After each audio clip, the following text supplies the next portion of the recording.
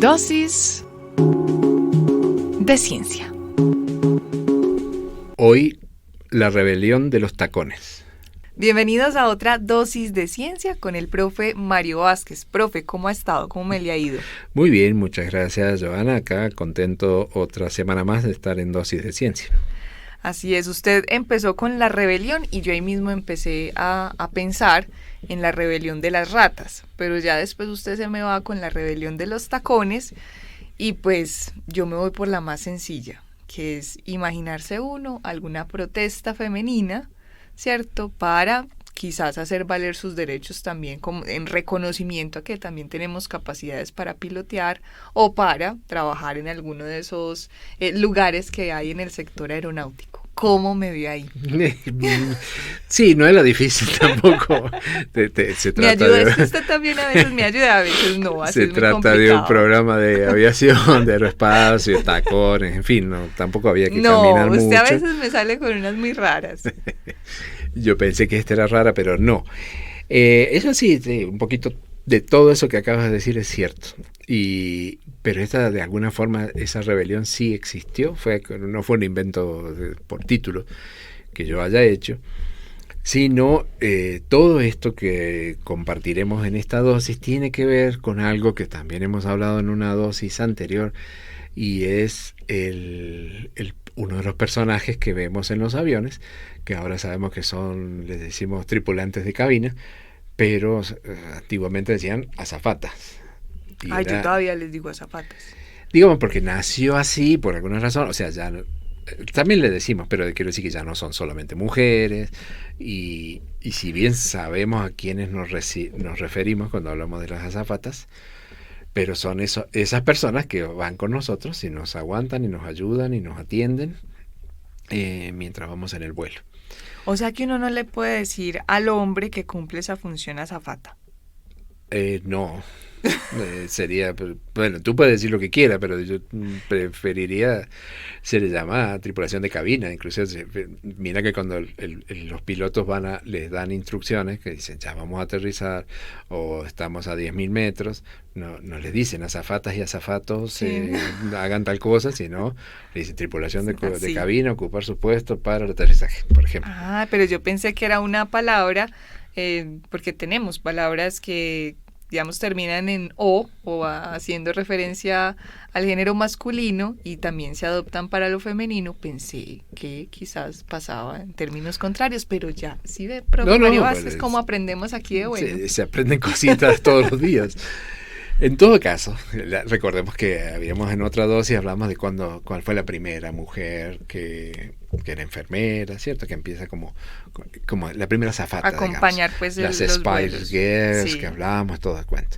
Entonces, bueno, ahora, eso fue el inicio y fue interesante, curioso en esa época.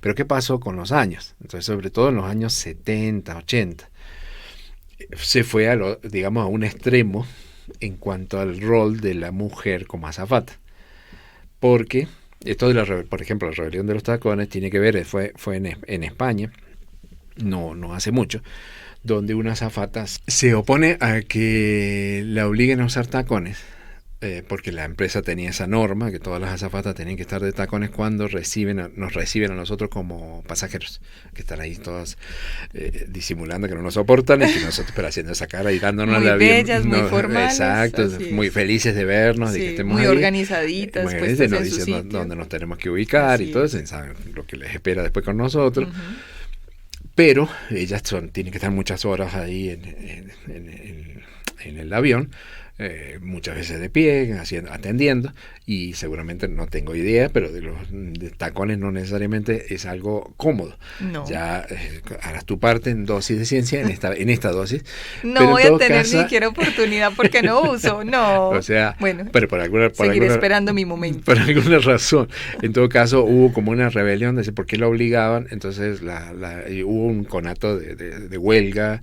Entonces la empresa decide, está bien, pero se lo ponen cuando reciben a los pasajeros, después se lo quitan, después se ponen un calzado plano, que supongo, por lo tanto, más cómodo. Y de hecho, eso es un tips, no tiene nada que ver, pero es un detallito. Cuando estás en el aeropuerto, hoy en día es muy frecuente, digamos, ya no sorprende a nadie encontrar mujeres pilotos. También. Entonces, siempre cuando nosotros estamos esperando el vuelo, llega la tripulación. Y en la tripulación, en todo ese montón de gente, sabemos que hay azafatas o tripulación de cabina, hombres, mujeres, pero también están los pilotos, los copilotos. ¿Cómo distingues de todas esas mujeres puede ser que una de esas mujeres sea el piloto del avión o el copiloto del avión? Eso lo hablaremos en otra dosis seguramente, porque tienen distintivos que tú lo puedes saber quién es el capitán, quién es el copiloto. Algún día te contaré. Me parece bien. No hoy, pero sobre todo si quieres ver si la mujer que su sospecha es que es piloto, le miran los zapatos. Y siempre tienen zapatos planos, casi como unos tenis negros, pero son planos. Pero incluso los colores no son diferentes. No, van todo elegante, pueden estar de saco, de corbata, pero los zapatos son planos, son zapatitos planos. Tiene sentido, ¿por qué? Porque en los aviones hay pedales. O sea, puedes tener tacones y vas a estar caminando, atendiendo, sirviendo el café, pero tienes que apretar unos pedales que son muy grandes, los zapatos tienen que ser cómodos. Entonces, para mayor seguridad. Sí, el hombre y mujer son zapatos bajitos, siempre. No aporta mucho, pero era una curiosidad que tenía que ver con esto.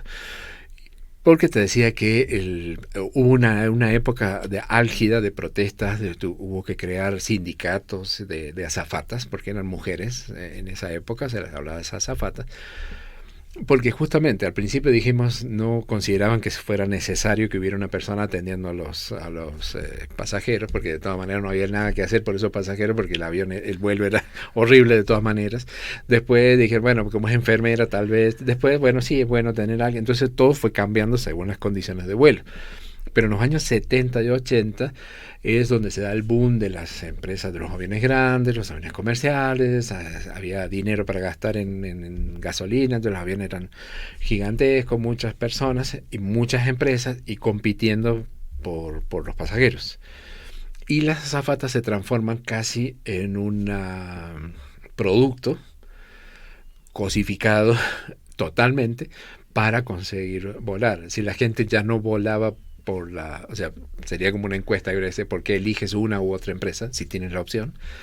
Por los precios, por la atención. Entonces, las azafatas era un factor también que entraba totalmente a jugar. determinante, porque a nivel de la publicidad, entonces era lo que atraía. Casi estamos hablando como, no sé, cuando se hacían campaña para fumar cigarrillos, digamos. Entonces la imagen te llevaba a eso. Y entonces alguien se da cuenta que poner azafatas, mujeres bonitas, atractivas, y vestirlas de maneras atractivas, genera todo ese ideario que durante muchos años se tuvo de las azafatas. Y entonces hubo casos concretos es decir, se sabía que en los años 70 vendías más tiquetes según las azafatas que ponías. Entonces, claro, ¿por qué? Porque además de ser bonitas, todo, para que sean llamativas, algunas empresas, suponte, se reflejaba en cómo están vestidas. Entonces, en algunos casos, obviamente, vestidos cortitos. O sea, atractivas, sí, maquilladas, vestidos cortos. En otros casos, Southwest les hacía poner unos pantalones ajustados de color naranja. Entonces, bueno, es todo una... yo creo que no tiene nada que ver, pero todavía se sigue usando esta estrategia en locales de comida, por ejemplo, famosos, también, de cadenas y todo, ¿no? American Airlines, hubo una época que les hacía poner minifaldas. La TWA, que es la Trans World Airlines, vestidos de papel, no sé qué significaba eso, pero ya veremos la foto.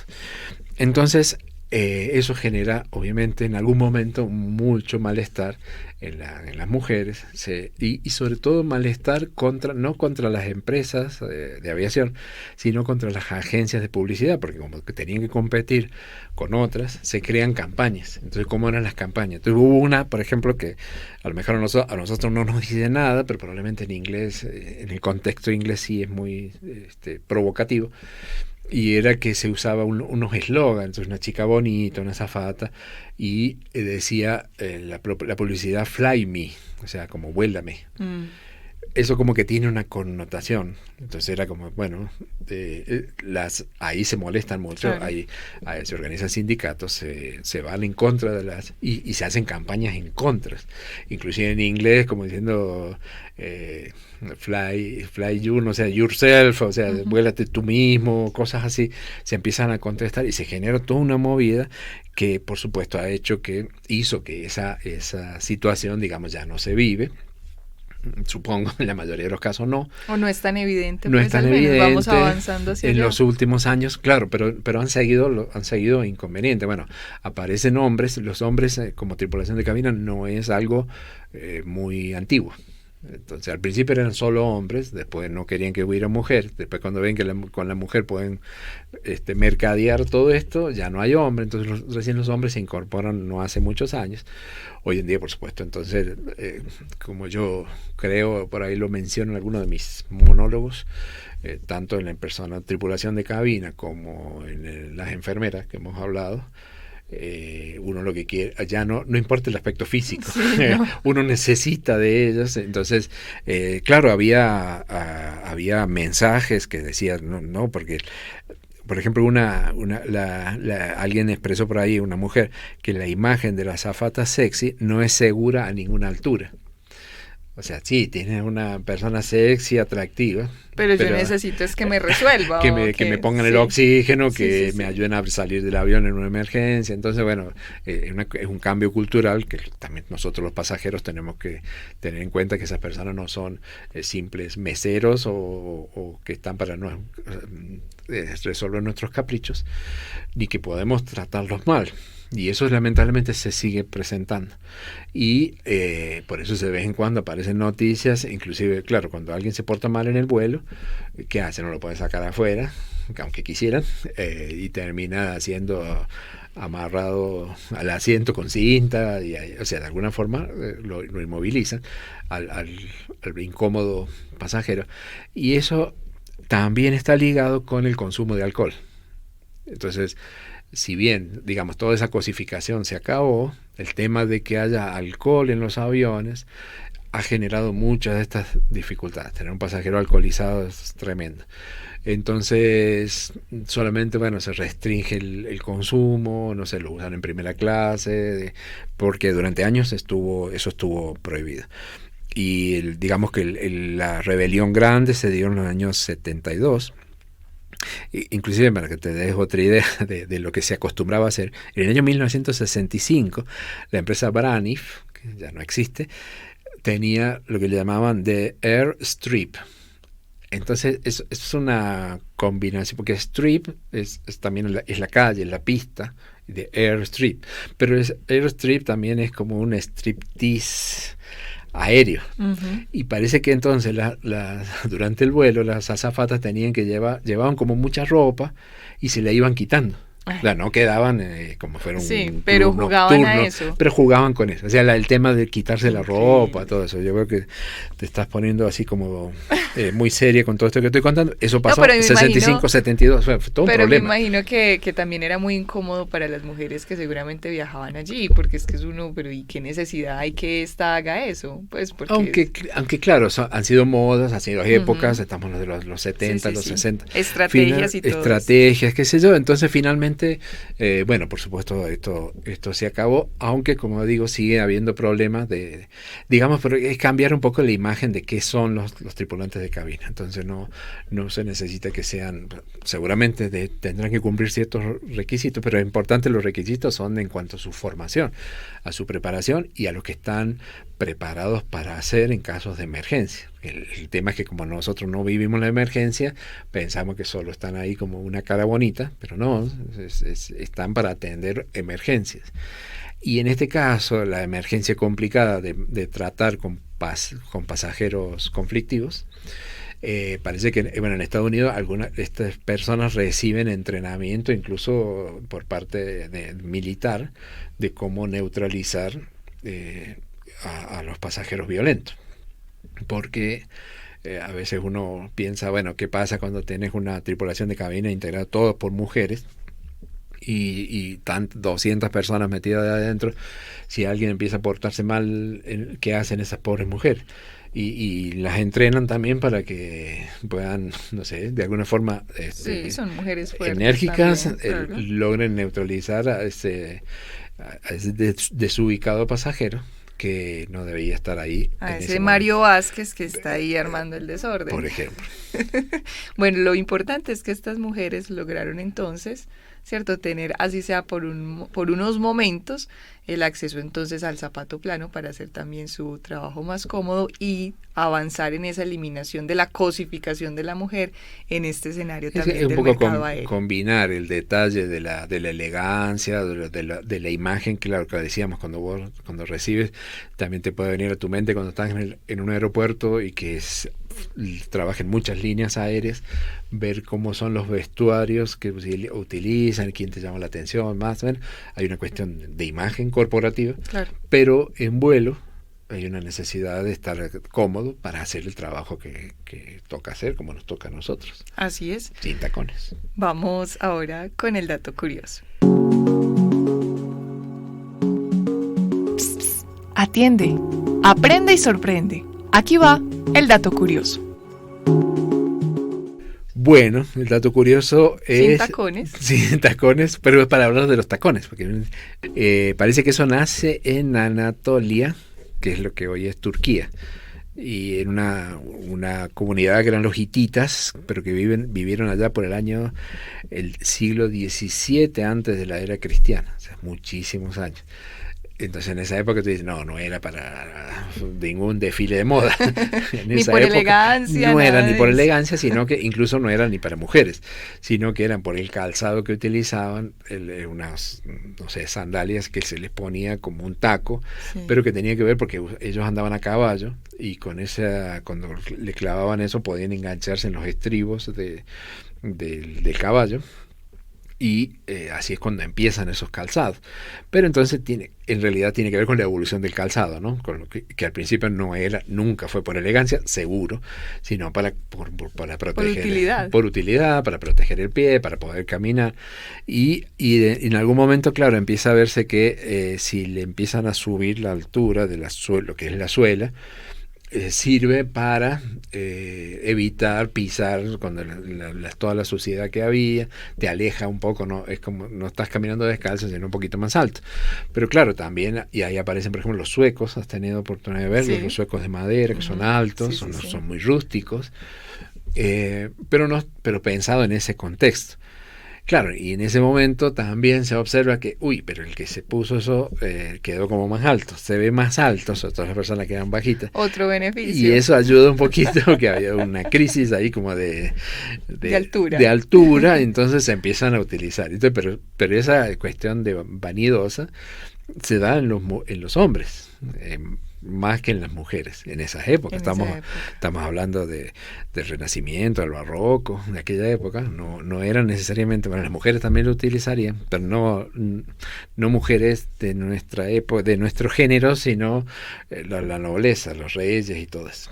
Y otra cosa que se va descubriendo, que si se va poniendo tacones al zapato, tu cuerpo cambia la postura. También. Estoy pensando en los hombres, ¿no? Lamentablemente hubo una época en que los hombres llegamos a usar también unos y zapatones. Se dieron cuenta que eso no era bueno y dijeron, no volvemos no es como muy a usar. cómodo, pero hablando de los tacones que usaban en la época del Renacimiento, del Barroco, en los hombres, en la nobleza, en los reyes, es como que te hacen una postura porque te más obliga erguido. Más erguido. Y eso era bueno para el rey, para la nobleza. Claro. Entonces, esa era la gente que utilizaba eso. En el Barroco se trata de realzar las líneas curvas, y cuando a las mujeres le ponen esto, se realza el busto, o sea, por la postura. Claro. Entonces empiezan a hacer esas modas por ese lado. Todo por ahí viene la cosa. Pero claro, eso sabemos, tú podrás opinar a lo mejor, que eso no es saludable, digamos, usar tacones. Mientras más alto, o sea, no es, le cambia tanto la postura. Parece que leía por ahí que el Luis XIV, que era el rey Sol, o sea, muy rey y todo, pero era pequeño, tenía 1,60 m de altura. Entonces le ponían tacones, porque entonces era una forma de aumentar si el rey, ¿cómo es que el rey va a estar mirando de abajo a los demás? Tenía que mirarlo de arriba. tenía que poner tacones grandes, y caminar con tacones grandes es como si me los pusiera yo, me imagino que no es una forma fácil, y por eso usaban bastón. Entonces tú ves que los reyes, sí. entonces es toda una posición para ayudarse. Para no caerse de esas cosas que se ponían, porque había que subir los reyes para que se viera más alto. Entonces toda una cosa curiosa de por qué razón se ponían esos zapatos. Después, claro, viene el tema de la moda, ¿cierto? Y que es actual también, y usan tacones que seguramente en tus noches de galas emplearás, pero parece ser, no tengo esa experiencia, que no es lo más cómodo, no es el calzado como para estar todo el tiempo con eso, porque además no solo te cansarás, sino que genera problemas. Hasta deformaciones. Claro, en los pies. problema, porque ahora está obligando a que el peso se apoya solo en una parte, y eso genera problemas musculares, problemas de huesos. Y, o sea, no es... Y hay estudios en este campo que son de verdad, o sea, no es una cuestión de criticar los tacones, sino que hay estudios de decir, bueno, personas o en el trabajo que se ven obligados a usar determinado tipo de calzado, qué efectos le provoca el calzado o no, sobre la columna, eso ya está estudiado. Por ejemplo, leía un estudio de 40 mujeres que por la profesión tenían que usar tacones de 10 centímetros, 3 o más veces por semana. Yo no sé, bueno, tacón de 10 centímetros debe ser algo complicado, y que lo tienen que usar 3 o más veces por semana. Y al cabo la estudiaron durante varios años, y al cabo de entre 1 y 3 años empezaron a que de los 4 músculos principales que tenía el pie, 2 de ellos se empezaron a hacer dominantes. Entonces, por ese calzado continuo. Entonces le estás cambiando la función incluso a los músculos, y eso, como decíamos, genera lesiones, deforma los pies y da dolor de espalda. Entonces, bueno, es como que no sé, eso dicen, como que no es bueno, como que sí, que por un momento lo vas a lucir todo, pero no es, sabiendo que no es supongo que así pasará con mucha vestimenta, que será muy bonito, pero no es lo más cómodo para ponerse, ¿cierto? Mucho menos para pilotear un avión, o para estar 10 horas parado atendiendo y en esas condiciones nerviosos, en turbulencia quizás, y uno ahí con sus tacones, no. Claro, entonces no. Y como último dato curioso, porque de eso que no sirven para nada, los pies, podríamos hablar mucho, como todo lo nuestro es delicado, es mucho más, no son solo los pies, sino alguna cosa curiosa. Piensa que solamente en los pies tenemos 26 huesos. Así es. Entonces hay que cuidarlo, hay que cuidar los pies, hay que cuidar las manos, hay que cuidarnos todos, y de eso se trata. Y que la vanidad o el querer lucir más bellas, porque sabemos que los tacones es un calzado exclusivamente femenino, uno no ve a un hombre con un tacón, a no ser que sea pues un desfile de modas o un disfraz, pero realmente las mujeres son las que se llevan ese parte de tener que usar estos zapatos, y pues bueno, uno los luce, profe Mario Vázquez, en una gala, en una actividad especial, por un ratico, porque pues si se convierte en un calzado que uno tiene que usar durante su jornada laboral todos los días de la semana, pues sí resulta siendo bastante agotador y peligroso, como usted nos menciona con estos estudios que nos ha referenciado. Profe Mario Vázquez, pues muchísimas gracias por compartir con nosotros con Zapatos Planos. Muchísimas gracias.